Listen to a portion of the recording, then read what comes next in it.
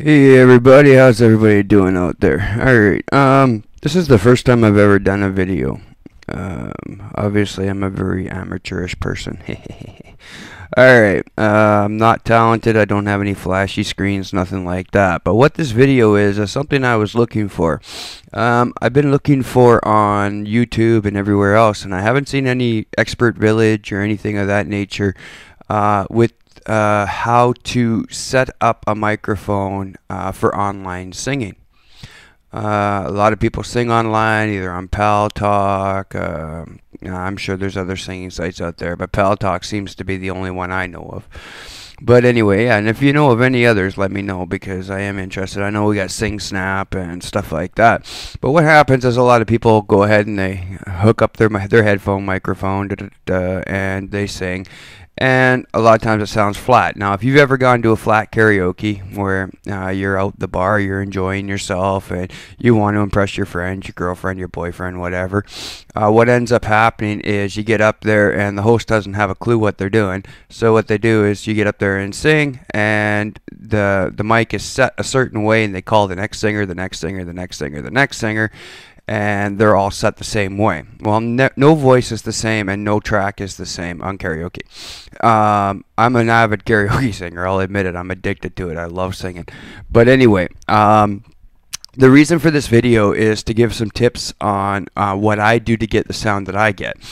Now, I go by Mr. Entertainment on Paltalk. Some of you have heard me sing if you're watching this video. Some of you haven't. I'm not a professional by any means, but I do love to sing. Anyway, I use an external mixing board. I'm just going to pan the camera over a little bit. You can see it right there. Now that is a Behringer mixing board. I picked it up at a pawn shop for $200, but you can get them for a lot cheaper. You can actually pick up just a small little one, and it's got an effects processor on it and everything else. Now I use an XLR jack. Don't use a 1/4-inch jack in your mixing board because an XLR jack is a balanced sound and it gives you a much cleaner sound than a 1/4-inch. A 1/4-inch gives it kind of a muffled sound and you get a lot of distortion. So do use an XLR. If you don't know what an XLR is, if you see on the back there, you see how my cord is plugged in right here? That's an XLR jack, okay? It goes right into the back. You got several for each channel, or one for each channel, sorry.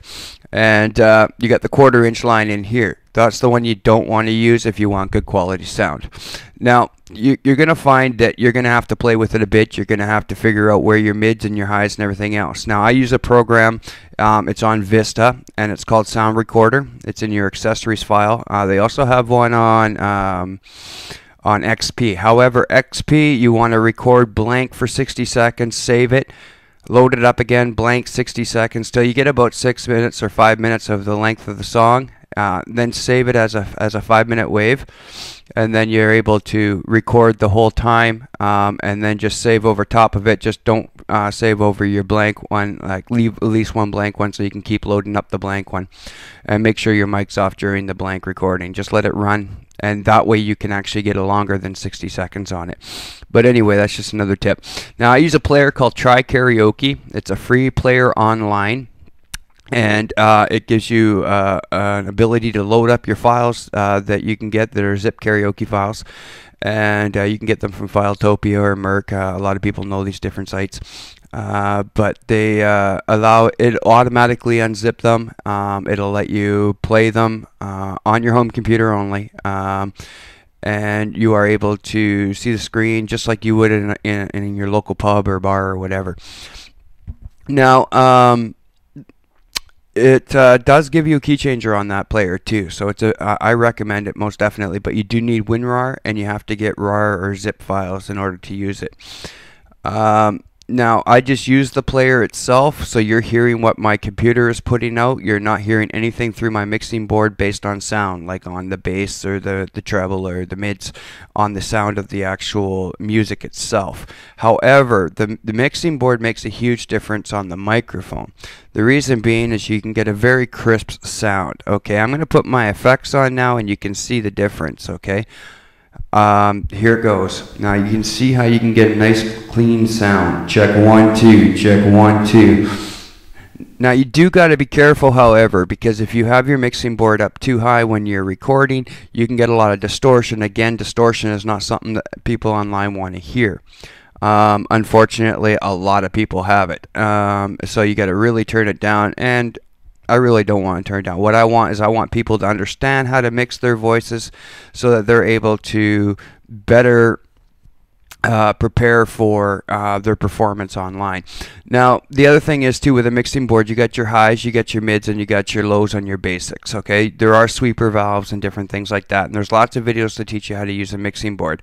But the only key I want to give you is if you're a male singer and you're trying to sing a rock song, you want to give yourself some highs and some mids and knock out the lows, just enough. Okay, so that you're able to perform the higher notes without straining your voice.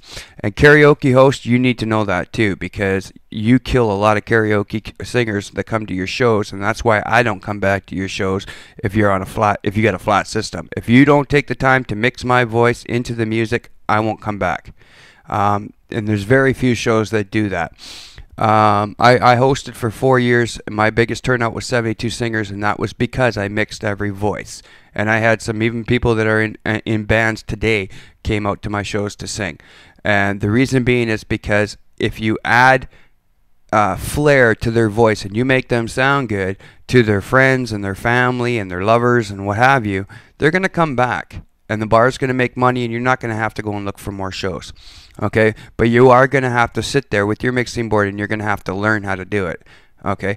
But female singers, okay, they have natural highs. They don't need the highs in their voice, so you can knock them down a touch if they're too high for the song. You got to use your ears, listen to it like you would on a radio or a CD. You want to listen to the music, and you want to make sure that it sounds right. Now, if it doesn't sound right, adjust it. That's your job as a host, okay? So I just wanted to make this little video just to kind of give you some tips on what you can do to improve your voice.